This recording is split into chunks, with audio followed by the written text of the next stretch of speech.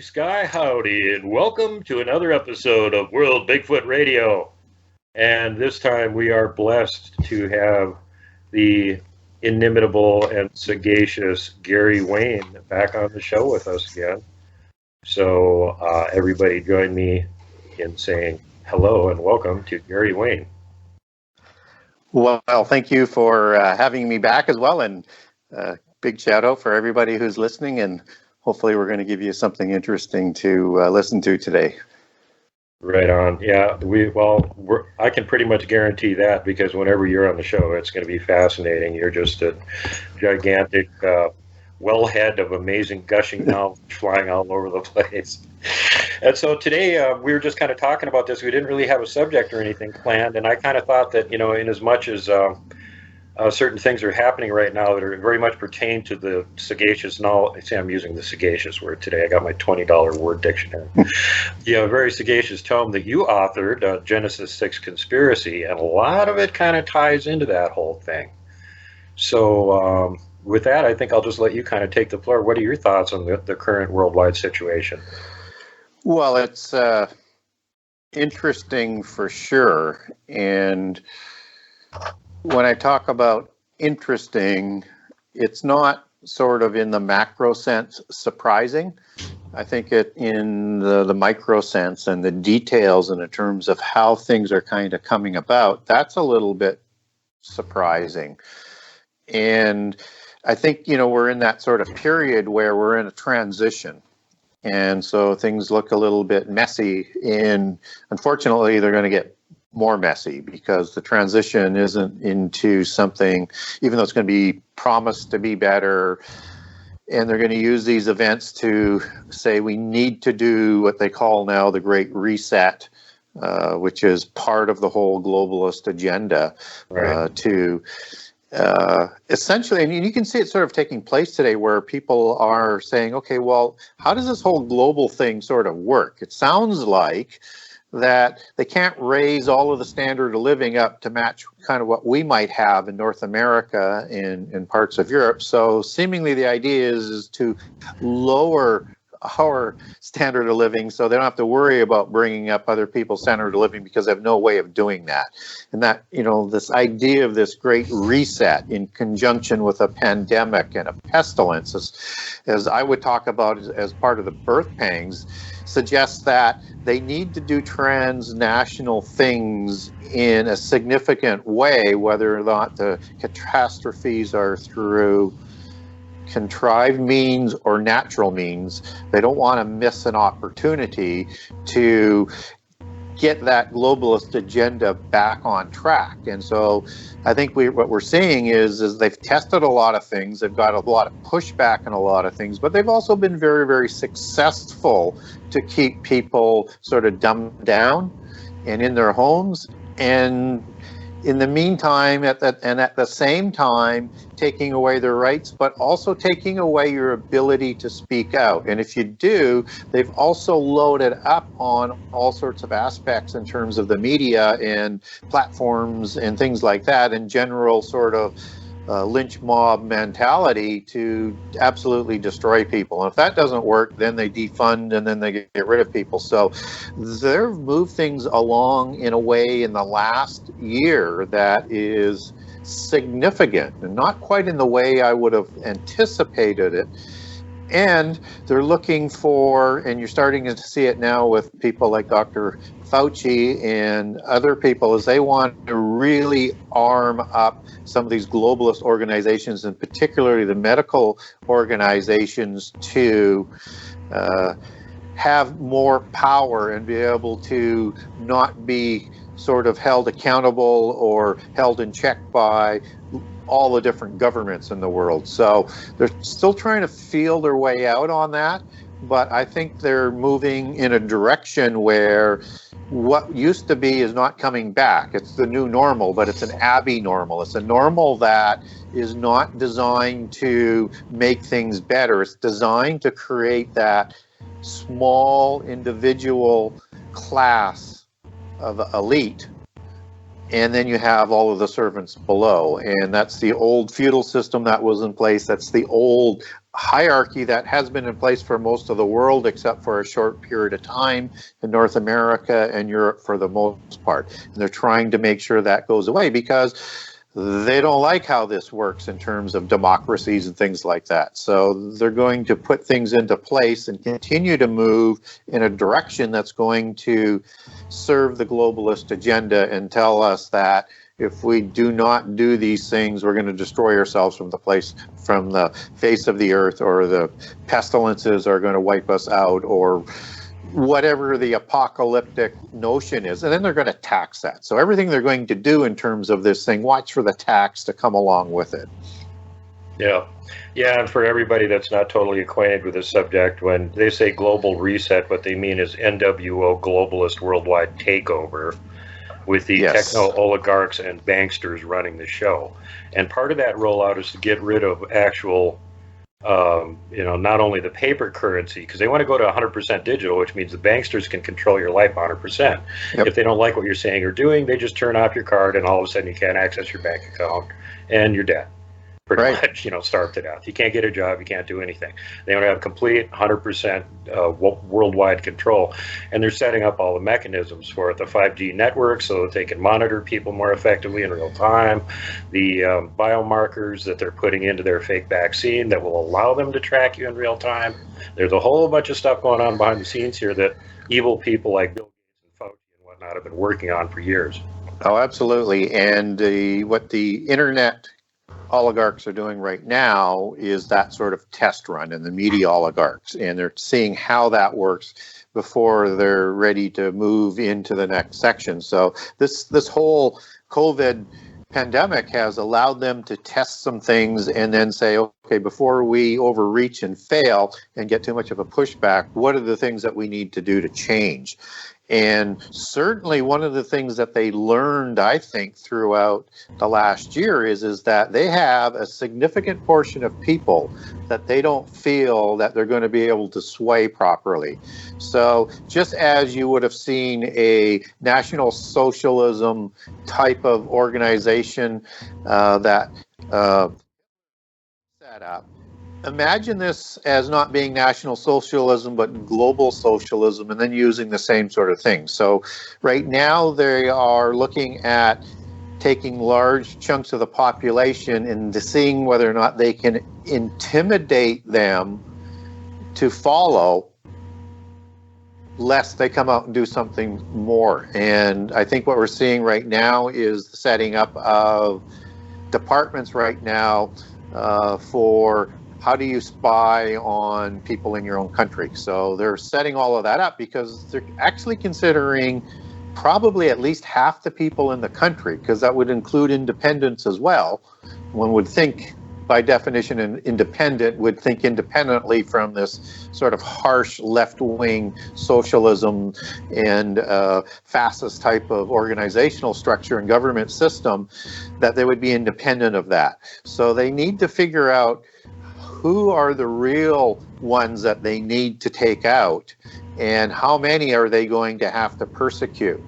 And unfortunately, without getting too melodramatic, but it is actually setting seeds for genocide, because I think the population is going to be sizable enough that they're either going to have to fight them in a war, or they're going to have to fight them by trying to make them disappear.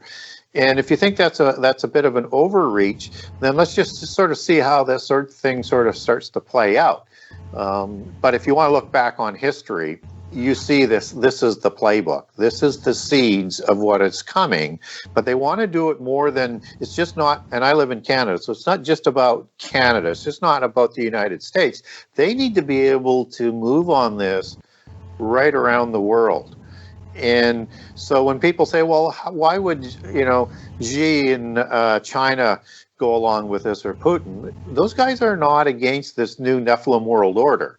These oligarchs that are in place, they're the role models. They just want a bigger position and a bigger place in this new world order that I like to call the Nephilim world order than what they currently have, because they know how it's going to shape up. They just want to be a bigger player.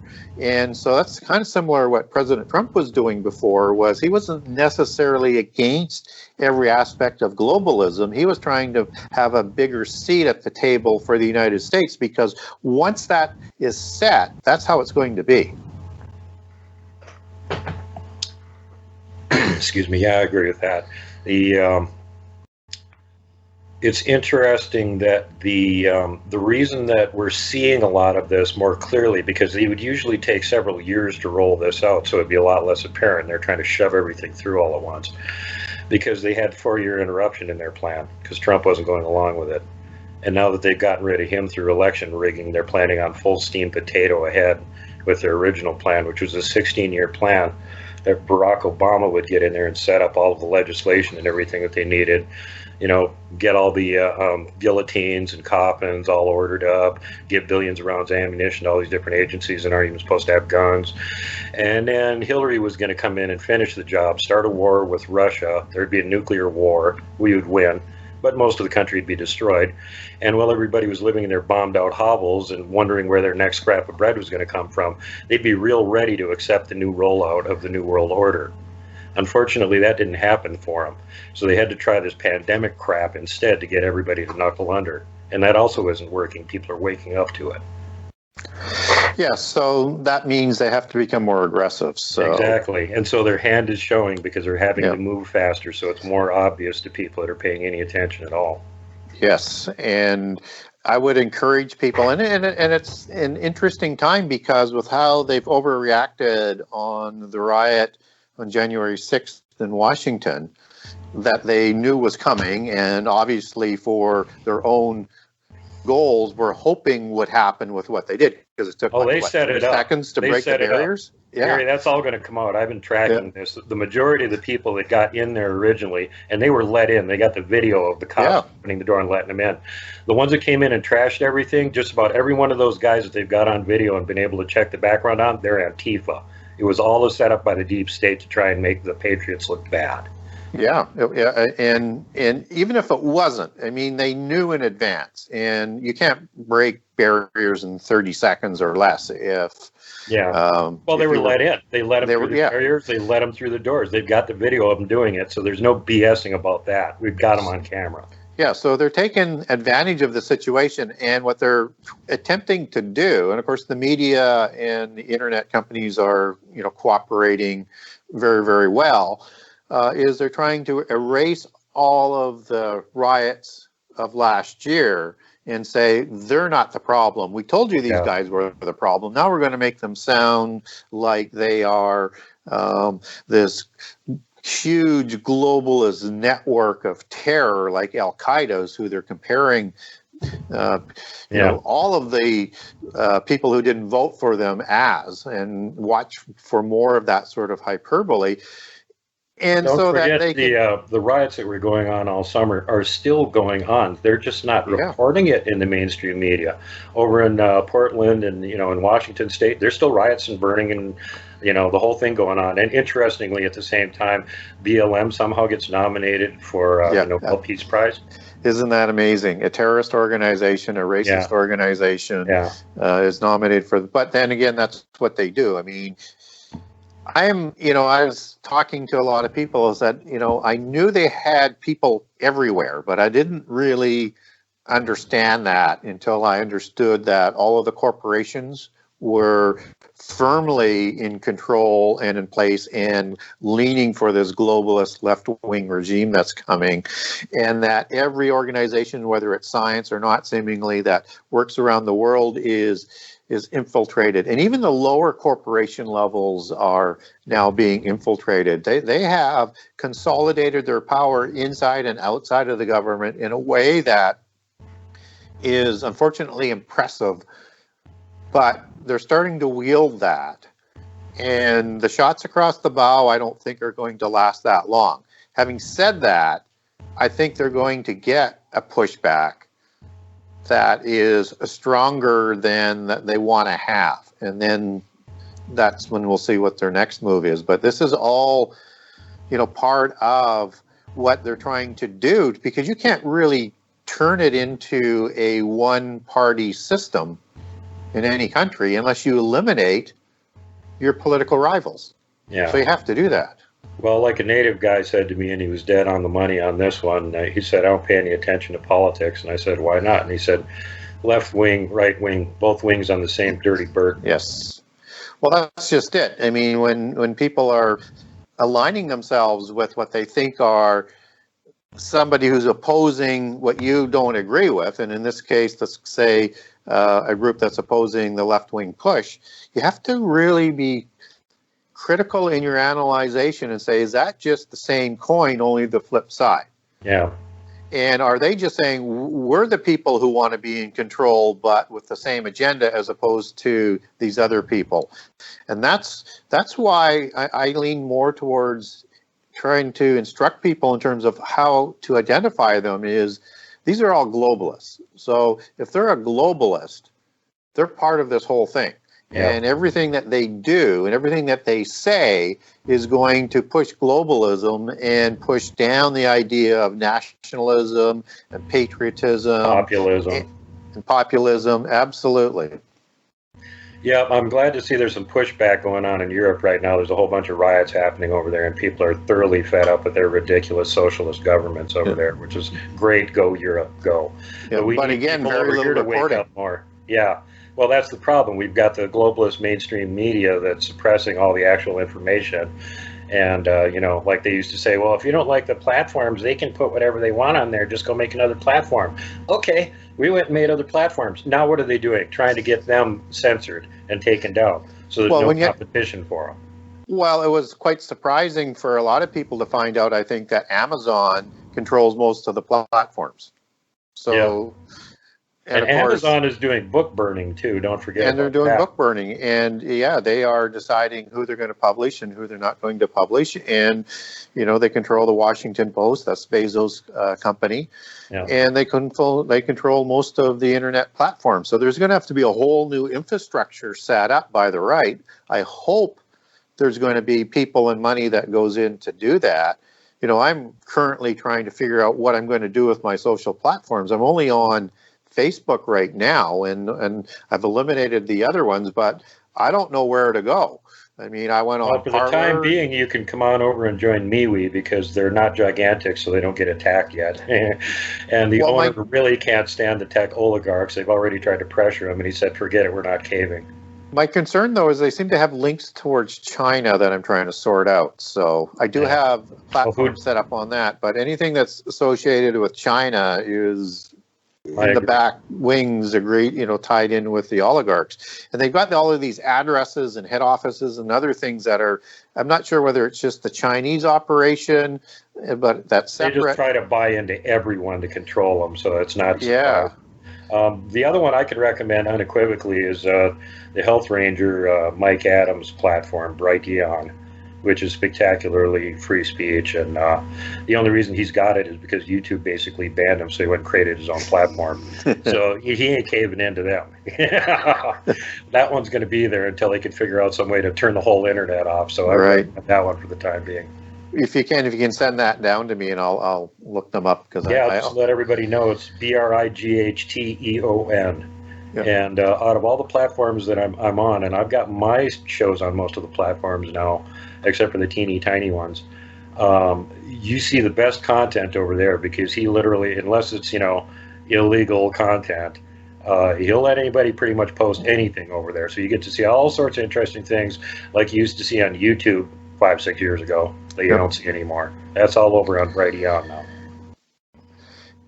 Excellent. Hopefully, I'll check them out. So send me that contact because I don't want to be off social media. I mean, if I'm not talking to people, then well, this is it's a platform for posting your videos and stuff. If you want an actual chat platform, then you've got to go to like you already said, you're on MeWe, and there's some other ones out there.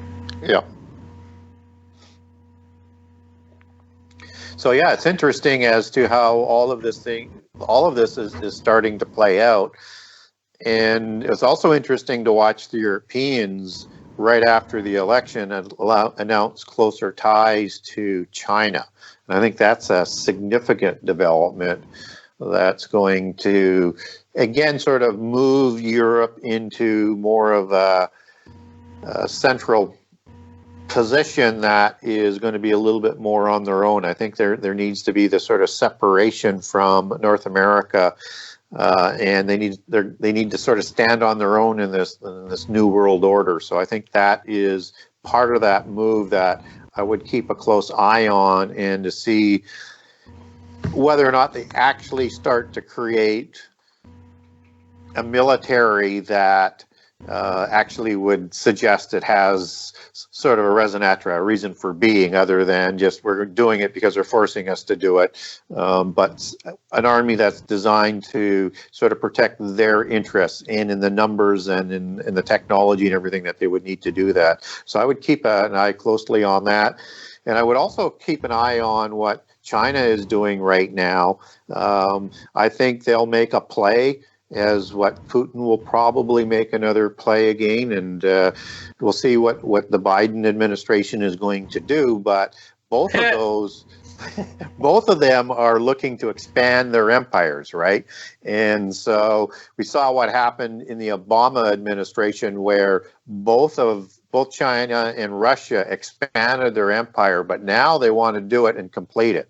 So you might see some very aggressive moves very, very quickly and catch a flat-footed and, let us say, a pro-China position government, off guard.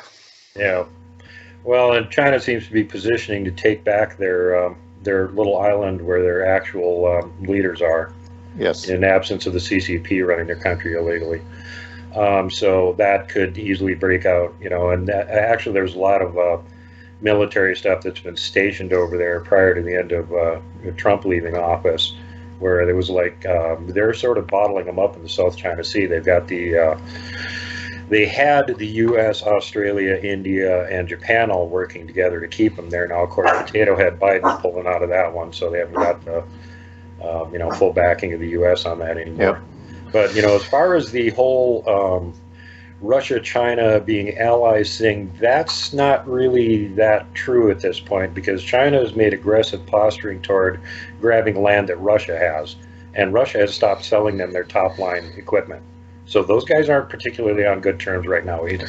No, they only work together when they have to, in terms of how do we sort of push against Europe and how do we push against America. So yep. Other than that, they are, like separate sort of rivals. And I think that's why they're looking at how do we expand, because at a certain point in time, and if you're into biblical prophecy, or if you're into what the secret societies and the elite are looking for, they do imagine 10 groups of nations that they have drawn maps up for. I think that's outdated, but the Isn't concept that the 10-headed dragon from Revelation? It is, and Daniel 2 and Daniel 7 and Daniel 8. So this 10-king ideology is that new Atlantis that they're trying to recreate, which, Francis Bacon wrote a book about the new Atlantis that is quite famous within the elites and the occultist societies. And Atlantis had 10 kings. And it was known as the helm of world government and sort of the pinnacle of antediluvian society, as it's talked about. And so that's kind of what they would like to see set up again as they move into this period where they want to engage with the gods or the aliens, whichever belief system that you're coming from. And from a Christian perspective, that would be a fallen angel and demon and their creations that they made likely before and after the flood. So that's what they're imagining. Now, how that comes about are always two different things, but in terms of how they planned it to how it actually comes about. But directionally, they're all moving in the same direction. And at the end of the time, there's going to be more powerful of the 10 than not. And then again, if you understand prophecy, Antichrist is going to be the one who takes over. And the 10 kings are actually going to hand him the power. And it's that dynasty that's going to rule. So there can only be one, sort of like the Highlander mythos. Right. Who do you think is going to be the head on that one? Do you think they're going to set up the the evil Jesuit-controlled Vatican is their puppet for that, and have the new leader of the Vatican be the Antichrist, or do you think it'll be an outsider? It'll be an outsider. So, and actually, from a biblical perspective, Babylon is destroyed by the 10 kings and Antichrist when Antichrist comes to power. So that what we need to understand then is there's two sort of pieces to the component. So Babylon is going to come first. And Babylon is a universal religion. It is a geopolitical organization because it controls the 10 kings and actually brings about this Nephilim world order, and is the avenue that this is going to come out through the universal religion. And it's a city, and it is also a commercial business that will probably, at least according to the conspirators, take a tribute on every transaction that takes place. That's why in Revelation 18, all the merchants and the kings are horrified at the destruction of Babylon because they can't trade anymore. But the thing to keep in mind is that there's two components, and it's not to say that the Jesuits and the changing of Catholicism completely over from within isn't part of it, because it is. But it is more about to bring about the whole scenario. And Antichrist will sort of come up in that geopolitical network and actually negotiates, according to Daniel 9:27, the covenant for the world that also secures the peace for Israel. And so he won't be Antichrist at that point in time. You actually will be someone the great man unknown. Of peace. Yeah. Yeah, but and the mask falls off. Well, he's not even in power at that point. That follows 3.5 years later. So also keep in mind there's many antichrists, but there's only one that's going to be sort of at the top. And he's going to have a counterfeit Armageddon to be a counterfeit Jesus. So, and everything they do is a counterfeit. So there's going to be an Armageddon-like war that he's going to take credit for. That's towards the midpoint of the last 7 years, but just before. And he's going to then offer peace. But he is this guy who negotiated the peace for the world that doesn't last long at all. And then he's going to offer permanent peace as Antichrist. But of course, it's not going to be smooth rolling there either. But that's how he comes in. So it's sort of a two-stage peace platform. So look at it that way. One thing that strikes me is that however this plays out, it requires massive amounts of death and destruction. If you go look at the globalist 10 Commandments, the Georgia Guidestone, it talks about keeping the world in harmony with only a population of 500 million, 500 million. Yeah. So that means 7 billion need to be wiped out for them to execute their plan. It's a lot of people. Apparently, multiple ways that they're planning on doing this. The nuclear war option, the pandemic option, the fake alien invasion option. There's a whole bunch of different things that they can do. They got the technology to create weather mayhem now, which I think is what's been going on over in China this summer, where it's been raining every day for months and months and months and months, and it's breaking their economy, and they're being forced to make giant grain purchases, rice purchases, and one of the biggest corn purchases, second biggest ever, just came out of the U.S. here a couple days ago because they're starving. They don't have anything. 27 provinces underwater. So it makes you wonder how they're going to execute the depopulation plan. Are they going to do a combination of a whole bunch of things, or what do you think? Well, from my perspective, I would go with the prophetic side, where you have something that they call birth pangs in the fig tree generation, which is the last generation. And there's different sort of theories as to how long that generation is, but within the birth pangs, and I think we're in that birth pang period, is you have wars and rumors of war, you have earthquakes, you have famine, and you have pestilence, and all of them sort of kind of work kind of in and around each other, particularly the pestilence and the pandemics coming out of natural disasters like earthquakes and wars. So you would expect that those are going to become stronger. So there's going to be war. We know that. And there's going to be more pandemics that are going to be stronger and more lethal. And then there's going to be other catastrophes that come along with it. So that's going to help them get rid of a lot of people. And they get stronger as you get to the opening of the seals. And they're going to need as well, though, sort of this, and that's why I look at World War II and the Nazi regime as this archetype, is they're going to do genocide. And so that's how they're going to get themselves into a position where they can eliminate large numbers of people that way. And there's going to be, two genocides, one in the first 3.5 years, one in the last 3.5 years, and expect that to start before the last 7 years. And they're going to declare people as enemies of the state in large swaths. Hey, they're already doing that here in the U.S. Sounds familiar. They're already doing that. And it'll be more morphed into enemies of the global state, because these are the people that would have us destroyed from the face of the earth and all sorts of other things that they're going to talk about. And if you look at all of the things that the globalists are doing in terms of trying to scare people in, it's those apocalyptic terms. Like global warming is an existential threat. Everything is an existential threat. It's apocalyptic. And the globalists are the number one existential threat. Yeah, exactly. And they're going to scare people into their open arms. They're going to cattle herd them in there. And the people that don't, they'll just kill. And they don't care about the number of people who may be carrying water for them that are going to get hurt as well, because this is only about the elite. And as you said, that 500 million that they want to have, living in the world, and they only want the mundane, which is the rest of us, to serve them, or for if they were to get their way, they would bring back, I think, their old rituals, which they would do publicly, which usually is human sacrifice. So that's what they would want us for, and that's why they consider us cattle. Right. Well, what's the difference between aborting babies and burning them for Moloch? The end result's the same. Yeah, it's the same thing. It's just in a different sort of ritual or format. So I would expect to see more of that. So yes, I would expect to see all of those things increasing as we go. And most of those things can be contrived as opposed to being natural.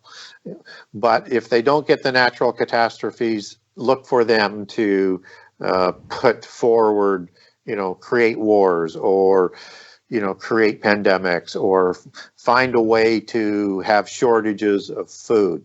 Because as we're told with the seal openings, and that hits a 25% level by that point, with the same catastrophes that are in the birth pangs that I talked about, just as the trumpets have 33%, and the bull wrath would be 100%, excepting for Jesus stepping in and coming back at Armageddon to stop that from happening. Right. So this is going to hit at a significant level, and that famine aspect, it's got to come about. But does it come out through the catastrophes or for contrived shortages? Yeah. Well, one thing they're doing right now is this, the pandemic and vaccine rollout. They had a whole big drill on the pandemic in New York back in November 2019 that Bill Gates was in charge of. Mr. Microsoft computer guy. What does he have to do with any of this?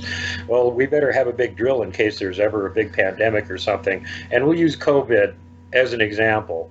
And then a few months later, here comes the pandemic. Well, just recently that they've finally admitted that was not natural and that it was rolled out from a bioweapons lab in Wuhan. And they've also noticed that the people that are getting this vaccine seem to have a weird histamine reaction if they get something else.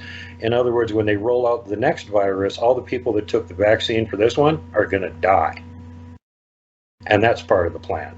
And the other interesting thing, if you think I'm wrong, go check this out. This just came out a couple days ago. They had one of the upper level medical experts over there in Wuhan talking about the virus. Well, how did you isolate the virus? Well, we actually haven't isolated it. Well, how do you make a vaccine for something you haven't isolated? The vaccine is an rDNA mutator. The vaccine actually changes and rewrites your DNA. Do not take the vaccine. Yeah. And again, without getting too far ahead of myself here on some of the information, but there is reporting out there right now with documentation that suggests that Fauci and whoever, and I can't remember the fellow's name that's in charge of the NIH, the National Institute of Health for the United States, they continued investing millions of dollars into the development of this virus and have the paperwork from the one that they took out of the caves and developed into a super virus, in terms of the exchanges and the information that's going back and forth. But it was illegally done because Obama had actually stopped that from happening. I think it was in 2014, but they kept funding it anyways. Mm-hmm. So keep an eye out for that if that information actually hits sort of a little bit more mainstream. But there's a paper trail all the way through that, one of the individuals that is supposedly looking after the better interest of the United States in terms of the health was one of the biggest proponents on ensuring that this virus was developed. Yep. Yeah, they're all making money off it. Also, I should point out that one of the three non-vaccine remedies that Dr. Fauci kept saying all the time was actually a medication that he's one of the owners of. It's Resveratrol or whatever. I can't think of the name of it, but him and two other guys actually own the patent for it. So that was one of the reasons he was pushing for it. Oh, here, go take my meds so I can make more zillions of dollars off you idiots. Yeah, exactly. So, and obviously that leadership isn't going to change unless something significant happens. But again, they're just going to put in people right behind that are, intending on doing the same thing. So it was interesting a few years ago at Davos, I think it was 3 years ago now at the Davos meeting, is that they felt the delivery system for the ideal vaccines and overall health was going to be through implanted implants of some sort, whether or not they're a chip or some other very, very advanced technology that would also be able to be connected to AI. And so that it would automatically deliver whatever medications that you need. So, and it would be an absolute control and working at the nanobot level and then amazingly hooked into AI. And they felt the way to get this implant system, which would also have its tentacles into everything that's electronic or digital in terms of pain and things like that and tracking, would be the healthcare system would be the way to do it, because people will demand better health. And so look for I guess where I'm going with this is look for the additional developments of these sort of RNA viruses that send messages into the cell being hooked into this larger technological system that is connected to AI that will be able to send in whatever they want into the cells through this messaging technology that they're experimenting with the RNA vaccines, as opposed to the traditional vaccines. Not that they don't have issues as well, but anytime you have something that's sending a message, and that they're also talking, on the other hand, that they want this massive electronic digital implant system connected to AI, that just tells you you're losing control as soon as you start to go down that road or let them into your body with that kind of stuff. So I'm not necessarily against vaccines as a whole, but I would I would advise people to at least hold off and get vaccinated by a traditional vaccine if you can, which is, comes from the virus. So whether it's a dead or alive, right? Well, they're trying to terrify everybody with this first one here. First of all, it was not a controlled rollout. The evidence seems to indicate that it was accidentally released from the lab. In other words, before they had time to work the lethality up to where they wanted it to be. So it's no more dangerous than an actual flu. It's 0.02% its death rate, unless you're over 70%. So it's just like the average flu. Note, there is no average flu this year. Yes. We're still suffering COVID-19. And all these heart attack victims and stuff that used to die annually suddenly aren't dying anymore. It's just all COVID. So it's all BS. They're pumping the numbers up. But here's something else to consider. I've gotten information on this, whole fake vaccine rollout that Bill Gates actually had this thing sitting around since 2008. And he's just been working on the timing to roll the whole thing out. You can't vaccinate against a vaccine that you don't know what it is. A virus, if you don't know what it is, how are you going to make vaccine for it? So their DNA, it's a DNA rewriter. And a couple interesting things to consider here. First of all, they're doing this rollout of 5G technology. Secondly, you've got Elon Musk putting up these satellites all over the Earth, and the purpose for those is to have wireless equivalent of 5G all over the Earth. So they'll be able to track you in real time if you got a chip in or something. Now, wouldn't it be interesting if they just put the chip in as part of the nanotech inside your vaccination? Yep. And each one has a little different code on it. They can track you with 5G. They can track you globally. The other insider information I got on this, which may or may not be accurate, is that they can actually control this. If they find you to be annoying, they can send out a signal to the little nanotech you've got inside of you to stop the hemoglobin uptake in your bloodstream and basically kill you in about 3 minutes. So for all of those reasons and many more, do not take the vaccine. And here's another good reason. Consider this. How far does your DNA have to be changed before you're not a human anymore? Yeah. Is that the mark of the beast? If you take the mark of the beast, God can't talk to you because you're not a human anymore. Your DNA has been rewritten. That's where it's all headed. So I think we're a bit of a ways away from that. But what we're seeing is that technology that's going to be coming, and how it's going to be coming as it links up into high tech. So I think one of the things that is part of the mark of the beast is also swearing your oath of allegiance as well to Antichrist and to Satan. And I agree, because that's the pattern for the way they do everything. They literally have to warn you what they're doing in advance, whether you pay attention or not. But they always warn you what they're going to do. They do. And so every time that you're hearing about these things that sound a little bit wacky or out there, whether or not it's in entertainment or in the media, they're just telling you what they're trying to do and what they're going to be bringing about. So I think as you match that up with having passports that are wanting to be merged with vaccine updates so that they have the ability to control your travel is sort of part of that whole system. So that's why I'm just trying to get people to say, understand these vaccines right now, understand the parallel lanes of technology that they're trying to converge. We're not there yet, but find a way to deal with it that isn't going to hurt your health. And again, I know traditional vaccines, there's a lot of people that are against them, but at least we know how that's developed. We don't know what they might be changing to it, but it's not doing that connection as in sending the messages and has the ability through that to get at your DNA. Right. Yeah. Well, anything that modifies your DNA, obviously this isn't a good thing. You shouldn't be taking it. It doesn't take too much of an IQ to figure that out. You're becoming a genetically modified organism by taking this. Who does that benefit exactly? Right. The other question I got for you, and you've thought about this probably a lot more than I have. What do you think the New World religion they're going to roll out is? Do you think it's going to be like Chrislam, like the Pope is trying to position for, or do you think it's going to be these crazy Satanists setting up their artificial intelligence god and then putting that up as the deity? Well, it's going to be based in polytheism, number one, and it's going to be based in the polytheism of the ancient religions, and that's why Babylon is the daughter of religions rides the beast empires and will ride the end time empire and the Antichrist empire. It will be that sort of ancient religion, although Antichrist will change it a lot.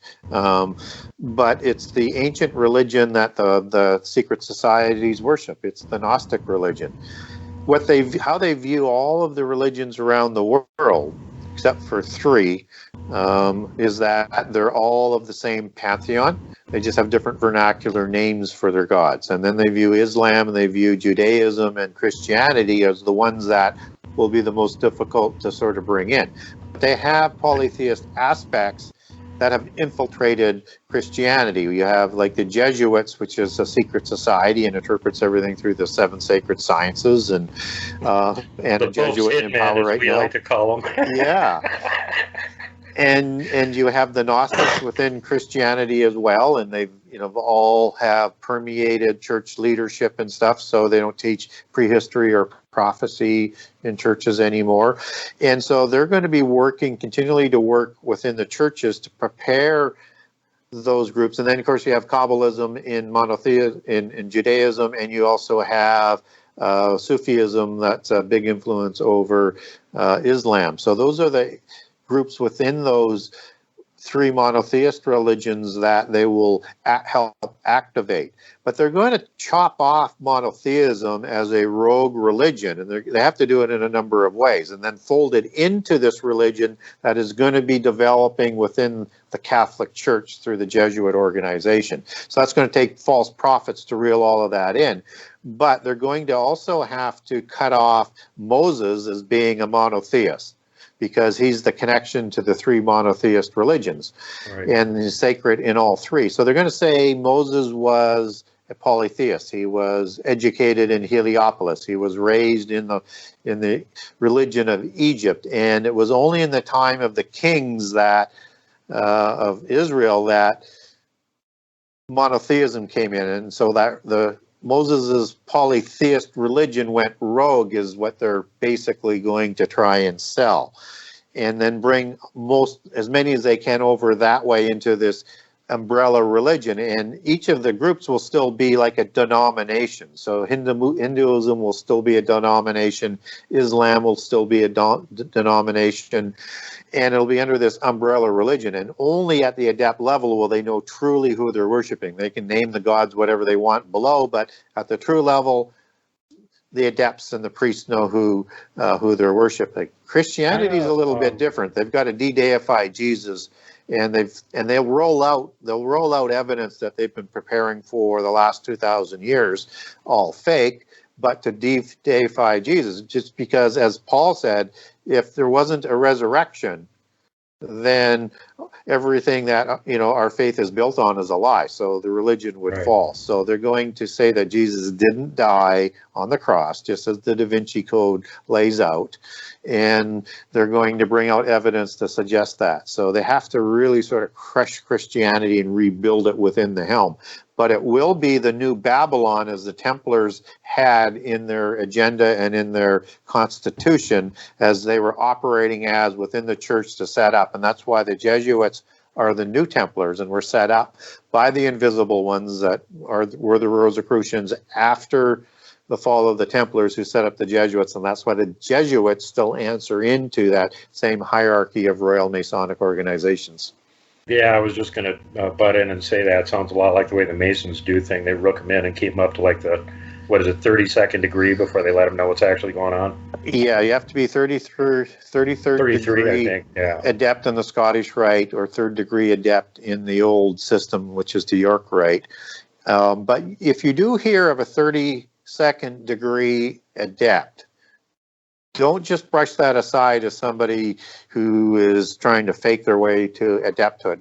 Technically, for the lower levels of people rising through, you can't become an adept until you're 33 degrees. But you will hear this term that's out there. Some are fakers, some aren't. Within the royal bloodlines, who are at the top of the trunk of the tree that so many organizations funnel in at various levels, you have the purebloods who are initiated from childhood. And they actually become an adept before they're an adult. And they're not permitted to call themselves an adept beforehand. So you'll hear terms like a 32nd degree, which a pureblood might use. Now, if you think about this in reality, if you look at Tolkien and Lewis, who were part of the Golden Dawn-sponsored Rosicrucian order called the Inklings, to practice their craft and develop and propagandize all of their knowledge of the occult within their stories, and that was an organization within Oxford, there is no way that you can be part of a Rosicrucian organization, which is higher than a 3rd degree or 33rd degree adept in Freemasonry, unless you're a pureblood, unless you're an adept from childhood. And that's why they were in there, because they were part of the purebloods. And I have documents on this if you want to know their bloodlines, if you want to know why I say they promote occult genealogies and history. It's a 6-part series. It's an eye-opener for people who aren't really looking at Tolkien and Lewis, great storytellers, but understand they're promoting their belief system there. Right. So if you're, Well, if what you do don't you think want to, about you don't, what do you think about the book, The Screw Tape Letters? not familiar with that book. I haven't read Yeah, it. it's all So, about a demon trying to possess somebody and destroy them and their family. well, there you go. Yeah. Like I know it's part of the works, but I haven't read it. Yeah, So you should read it. It's really good. It goes really in depth into the persona, the workings of the evil hierarchy, how they view things, each other, what they're out to do to humans and stuff. It's pretty dead on as far as I can tell. I'll get a copy of it. It'll absolutely reaffirm, because I have taken apart a lot of their works and put it in some of these documents for people and sort of a summary version. But yeah, I need to dig into It's that one. really That good. sounds There's even interesting. Yep. little subtleties, like when Screwtape is reporting back to his superiors on how he's destroying this guy and his family and his progress and everything, and it's not going too well. I might have to come back and stuff. Well, we'd love to have you here. Yeah, love to them means they'd love to eat you. Yes. That's when they say love, we'd love to have you means they'd love to eat you. So Yes. this is all like very interesting reading. So yeah. No, so yeah, what else? What did we not cover yet? Let's see here. The situation in the country right now with the puppet figurehead running the show, and there's a lot of things that are coming out that I'm sure they're not happy about, like the whole disaster on Wall Street over the last few days with the GameStop and then the silver thing going on, that's exposing the fact that, yeah, Wall Street is completely rigged too. And all you people that were putting your money in there thinking you were assured to get something back out of it have been fooling yourselves. So it makes you wonder how much further they can get away with running the show before the mask falls completely off and the people just go nutso. Because you got at least 100 million that voted for Trump that are extremely unhappy right now. And then there's all the swing voters that voted for him too. Yep. And they're all being characterized as if they're terrorists because they voted for a populist president that cares about America. Yep. Yeah, and people probably don't realize as well how much money Wall Street donated to the Biden campaign. People don't understand how much money was donated by the pharmaceutical companies against the Trump campaign. Mm-hmm. And yeah, again, he made them mad because he got rid of the middlemen there, and immediately they started funding the living bejeebers out of his opponent so that he could get in there and they could undo all the stuff that Trump was doing to the pharmaceutical companies. That's why the prices were going to drop, because he was getting rid of the middleman. Well, I mean, I believe they've already eliminated the executive order that Trump had implemented that would take effect the 1st of January, that would drop pharmaceutical pricings by about 50% in the United States. So yeah, that's part of it that everybody's really up in arms about, is that it was going to drop the cost to people that need insulin, because insulin is very expensive. It's going to drop that. So again, Potato Joe doesn't care about the people. If you voted for him, you got took. You're an idiot. Yep. All he's going to do is push a globalist agenda that doesn't care about any of the people in this country, and in fact wants to destroy it. Because remember, the number one global trade currency right now is our Federal Reserve note. And in order to roll out this whole global system, they need to get rid of that. So they're going to destroy our economy and tank our currency in order to roll out theirs. So guess what this is going to do to you? Yes. The whole idea, as I said earlier, is to bring down the standard of living so that you get this sort of equal sort of thing around the world, and then the elite who control everything. Yeah. So it's unfortunate, but elections have consequences, and well, there's part of the problem, and let me stop you right there. It's not who casts the vote, it's who counts it. And this last election was 100% frickin' rigged. So elections don't matter until we get the electoral system put back in line again. That's what I was going to lead into. And right now they've got a fix on the elections. And unless the illegal, starting with the illegal orders that were done that overrid the Constitution for changing counting and voting and everything that goes with it within a certain amount of key states, and probably would spread to others based on the success of this last time, let alone an investigation, legitimate investigation into all of the fraud, that there's over 5,000 sworn affidavits on that they won't even look at. 60 judges, and very few looked at any of the There's been 80 actual lawsuits evidence. on behalf of the election rigging. 50 of them were thrown out without anybody even looking at the evidence. Just make procedural excuses to throw it out. There's still 30 that are pending. Yeah.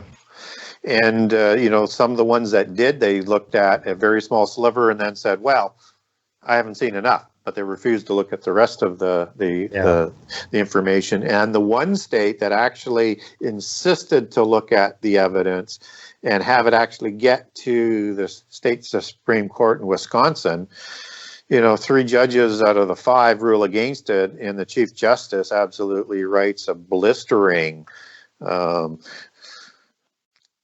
I guess disagreement on it. I can't remember what quite the right word is on the dissertation when you disagree with the outcome, saying you basically fixed all future elections for permitting what was,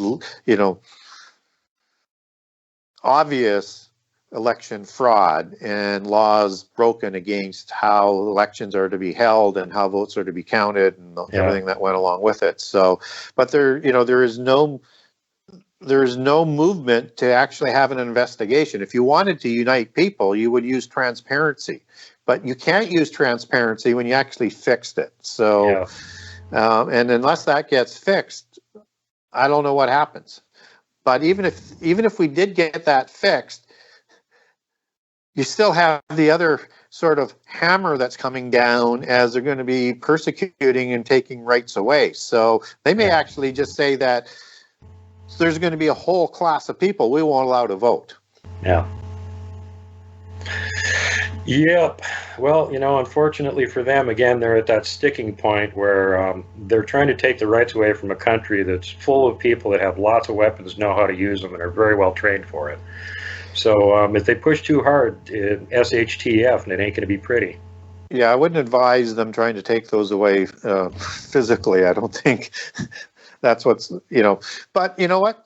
It's hard to know what this group of fanatics are going to do. I mean, they're ruthless, and they don't care about people who disagree with them, and they only have their agenda in mind. Right, and however they can further it. And the chances that they're actually going to do, as much as Biden would like to run around and take all the guns away from everybody, who's going to enforce it? The sheriffs and stuff aren't going to go along with it. Is the military going to go along with it? Even if you get traitors at the top that are willing to go along with it, the rank and file won't go along with it. Yeah. Well, you have civil war. That's what happens, right? Yeah. So. Well, and let's not forget there's things going in that direction right now, too. Texas is getting ready to vote to secede. And that's going to set off a big domino effect because there's Oklahoma, Arkansas, the Dakotas, Idaho, Montana, Wyoming will also leave and join Texas. And I think there will be an attempt to leave, and it actually might succeed in that.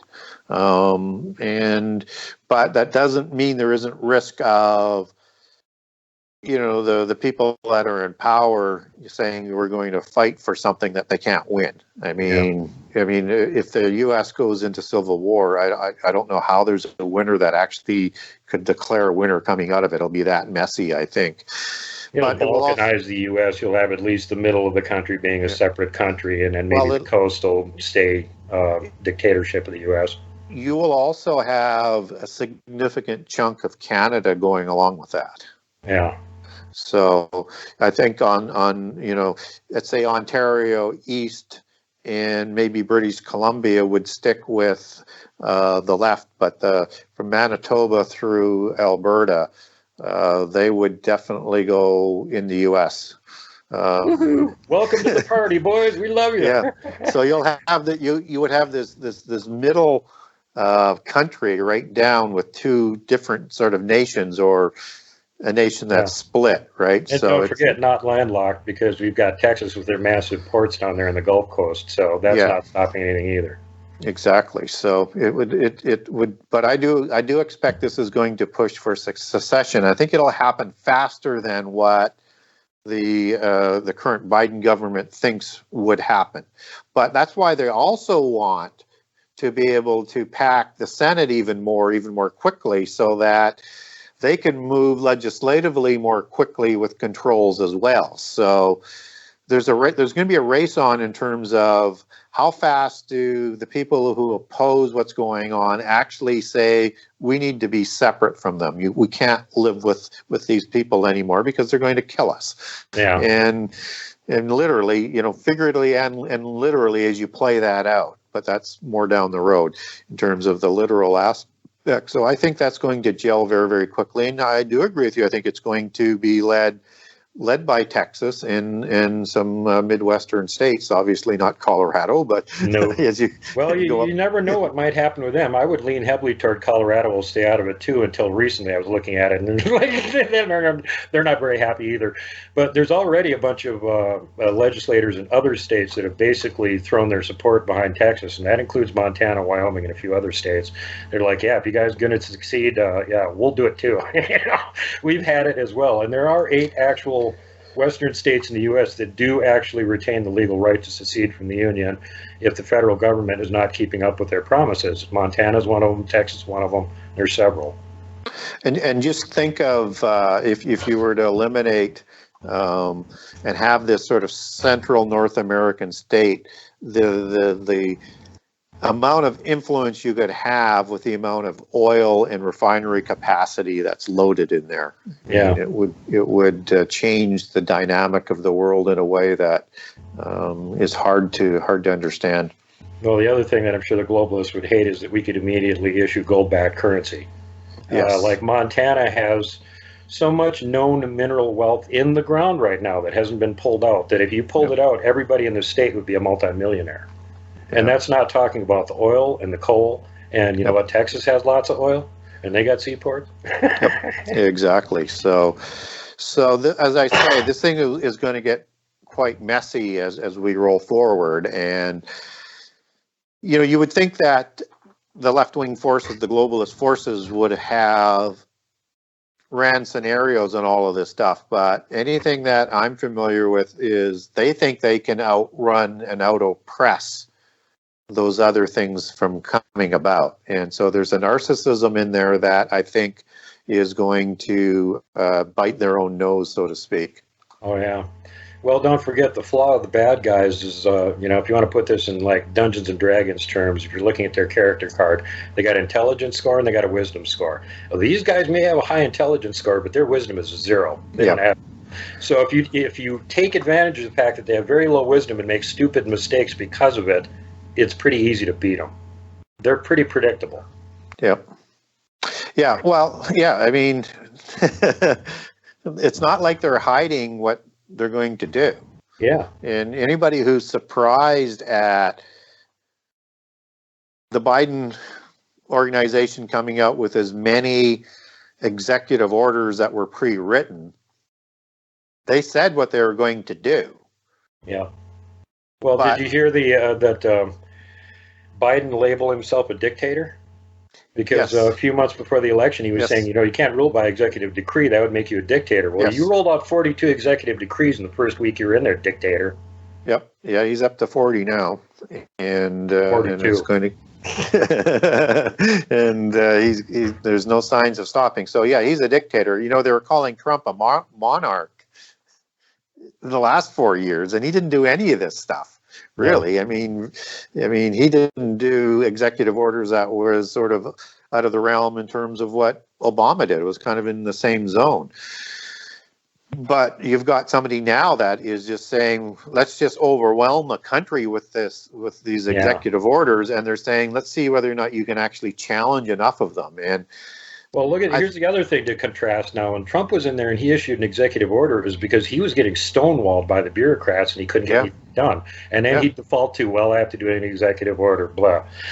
Biden has got control of the government. He's got the Senate and the Congress, but he's not trying to push any of this through. He's just making dictatorial decrees. Yeah. So, but he won't be held accountable to it. And, the slobbering sycophants in the media, they're paving the way for him to do it. So they literally can do anything that they want. And there's very few outlets that people can go to today to get the real information as to what's going on. And they're, trying to cut that off as we speak. So they may show a little bit of pushback from the media, but it's all show, and there's no follow-up, there's no this, there's no that. Right. So Right. it's going to be just to say, hey, no, we asked them that question. Yeah, it's like the new mouthpiece for the White House, circle back Psaki. Yeah. Oh, we don't have an answer. I'll have to circle back to that. And don't throw me any more softball questions about what kind of ice cream does Biden like, because I haven't got the answer right now. Yeah, exactly. And this whole idea that she was not accepting any questions unless they're submitted, and then she's only going to the ones that she wants to. Yeah, think how that would have flown if Trump tried that when he was in there. Yeah, oh my God, you're the dictator. You're Hitler. You want us to pre-approve questions. Yes, and what's amazing about those pre-approved questions for both her and for Biden is that Psaki has to circle around all of the time. It's like, well, you had the question beforehand.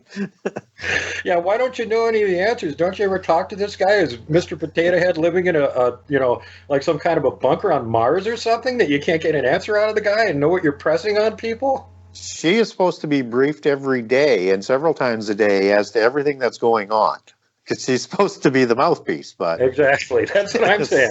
And to look at the difference in the way she's getting treated and the way they used to treat K-Mac. They would attack her constantly, and she always had an answer, and sometimes she'd have a visual presentation, and she had lots of beautiful mic drops at the end of these things, and she was just so much fun to watch. But well, I guess Mr. Potato Head as Mr. Potato Head fronting him, or Mrs. Potato Head. Yeah, it's absolutely crazy. And again, the only way, as you say, that this can all happen is that they actually fix the election. But it just shows you, though, that how far they're prepared to go with everything that they did to put things in place. They still had to shut down the election that night in all of those key areas because they underestimated the amount of Trump vote that was coming in. So their narcissism still gets in their way. But again, low wisdom score. There you go. Yes. Just what I was telling you. You have to come out in the open and rig it like crazy so everybody will be able to see it. So that's why it'll never get looked at. So I'll just snuff it under. And the worst part is it's tough to trust the Republicans to push on this stuff. I don't trust them at all. They're all sellouts. They're rhinos. Yeah. Or even worse, they're Diablos, Democrat in all but label. Yeah. But you would think there'd be enough people being elected to be demanding more for investigations, but you hear very, very few people who are doing it. There's some coming up now because the crop that were elected during the 2020 election and some of them from the 2018 they seem to be more like the younger Republican patriots that actually do care about the country and want to do something to make it better. But the old entrenched swamp rats over there, all the old rhinos and stuff, all garbage. Every one of them's a traitor, should be thrown out of office. It's an interesting state of affairs as we let off the show with, that's for sure. It's interesting to watch and just to think about where things were a year ago. With the fake impeachment process that was going on last year. And the new one that's coming up in a few days where they're trying to impeach him even though he's not a president anymore. And I was going to say, as bad as it seemed that the whole thing was rigged, you would think, could it get much worse? And a year later, after everything that we've seen in the last year, we're seeing how much worse it can get.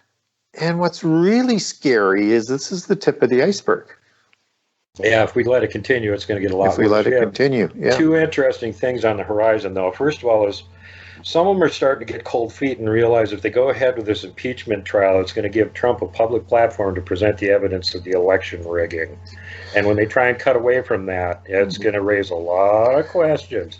The other thing that's coming up that's even more interesting is Dominion Voting Machines suing Rudy Giuliani for defamation for $1.2 billion. Well, what happens when you get him into court and he does the discovery phase? Yes. Yeah, I'd like to know more on where that whole investigation is on those machines, but that's gone dead quiet from some of the lawyers that were working on it. And I'm trying to remember her name, but she had defended General Flynn, and she. Oh, you're talking about Sydney. That's a different issue. Sydney is not part of Trump's defense team. If you go and look at her credentials, she's a military lawyer. Yes, she is. So why would she be involved in any of this unless like maybe military tribunals were coming up?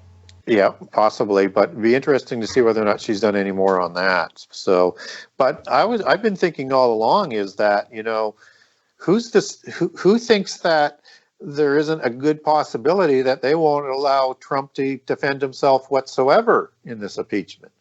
Again, this just plays to Trump's favor, though, because look at how that's going to look to them. You're putting the president, basically, of the world on trial, even though he's out of office, and now you won't let him defend himself? Oh, yeah, that'll blow up in their faces big time. Well, hopefully it does. I mean, we already have it set up where you don't have a Supreme Court that's going to oversee it. But you've got Leahy, who is already said he's voting for impeachment. Yeah. Yeah, you've got a biased leader of the whole proceedings. That definitely certifies it as legit when the leader of the whole thing's biased and known to be biased. Yeah. Right. But do you hear the media talking about that? Well, no, they're not going to. But again, this is all forced disclosure. And whether they report on it or not, the alt press is going to report on it, and it's going to go everywhere. It'll just take a few days longer to get there. Yeah, hopefully it has an effect. But again, what I see is that escalation. So we go back to what we were talking about a little earlier. I hope the secession idea gets on the table faster in terms of this is a real risk as what's going to happen. And maybe people start to move back from the edges, but I don't think the globalists are going to move back. So it's best to get it on the table sooner than later as a real issue, lest the globalists get too much control and too much power and eliminate most of the rights and well, they got to go full steam potato because we've set back their plan by 4 years. Well, Trump was in there messing everything up. They're behind schedule. Agenda 2021, they were supposed to only have a population of 100 million left in the country. Well, we still got 350. Yep. So that part didn't work. Yeah, they're frustrated with the timetable for sure. But as when I was talking with people about Brexit and Trump being elected before, I said all that's going to happen is that they're going to double down and they're going to try and speed things up with super created cataclysm events, and I would look for more of that. That would be their MO. Yep, and don't forget, if everything else fails, they can always do the fake alien invasion they've been planning for years. That's coming as well. It's just they'll have to move it up, is all, in terms of the timetable. Yep. Werner von Braun on his deathbed told his secretary all about that little plan. Yep. So if you think we're kidding, go look it up. Yep. This is the guy that ran NASA when they supposedly went to the moon. Yep. They've been planning this for a long time. They're just very frustrated they can't get it done on the timetable that they want to do it on. Ha ha. It's like somebody's been messing up their plans. Ha ha. So those pesky mundane humans. Yeah. Don't they know that we're the superior ones? Mundanians. Yeah, we're the ones that the Mundanians. The Mundanians are the ones that actually create and do everything. The elites are the losers that just parasite off you like a lamprey attached to a shark's belly. But anyway, brother, it was great having you on the show again, and we shall have to do this again sometime in the near future, hopefully, because everybody always loves it when you're on the show, and I just get a bang out of it too. It's great talking to you. Well, hopefully, though, that the people know that everything that we're talking about isn't just all speculation. I mean, we point to a lot of things that we know, and when we are speculating, I think it's clear that we're speculating this, when we say this is what we think they're going to be doing based on their MO and what they've done in the past. So hopefully people start looking at that in a way that makes some sense to them and start to think about where do I fit and what can I do in this sort of scenario. And thank you for having me on. And it's nice to be able to have a conversation and sort of get some of this out there, and hopefully it's permitted to stay out there. Well, it's the time for it. And let me remind everybody, if they're not totally aware of who you are and already have a copy of your wonderful book sitting on their shelf, that they need to get a copy of the Genesis 6 Conspiracy. You can kind of see it over Gary's shoulder right there in the background. And this is why he's on the show, because this guy spent decades putting all this information together and connecting all the dots between what's going on in the world today and how it relates back to Bible, Scripture, and prophecy and all that sort of stuff. So I've never recommended this book to anybody that bought it and then wasn't extremely thrilled to get it. They all love it. The only warning is make sure you don't read it all at once. Your head will explode. That's absolutely true. It's loaded with information, but it'll give you a better understanding as to why things work in the world today. And it all starts with understanding what happened before. All right. Definitely. Yep. This is like, other than the Bible, this would be like one of the second or third books I would recommend that everybody have a copy of. My other favorite one to recommend is The Hunt for Zero Point by Nick Cook, which talks about all the secret technology that they've been hiding for the last 70 years. Yep. And that one opens up a giant can of worms too. But it does. Yeah, it's all good stuff, and it all connects back to the good book, the holy book, and explains what's actually going on that all the Luciferian liars are trying to hide from you. So with that, once again, it was a thrill and an honor to have you on the show, Gary, and I'm hoping to have you back again here in the future. And thanks very much for being here. Well, thank you, and invite me back anytime. I sure will. We can have another one of these riveting discussions where we blow everybody's minds and their heads explode. All right, thanks. Have a great day, brother. Thank you. You too. All right, folks, and don't forget, you can always check out the shows that I've got up on not only YouTube, but all the other platforms. And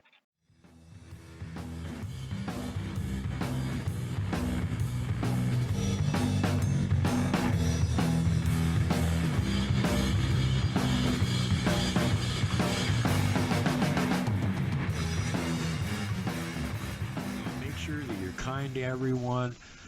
Safety first, last, and always. Pay it forward.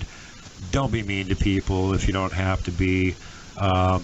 Don't flip off the mountain giant. Don't poke Dogman with a stick. Don't punt the puck, would you? And for God's sake, whatever you do, do not hug the Wookiee.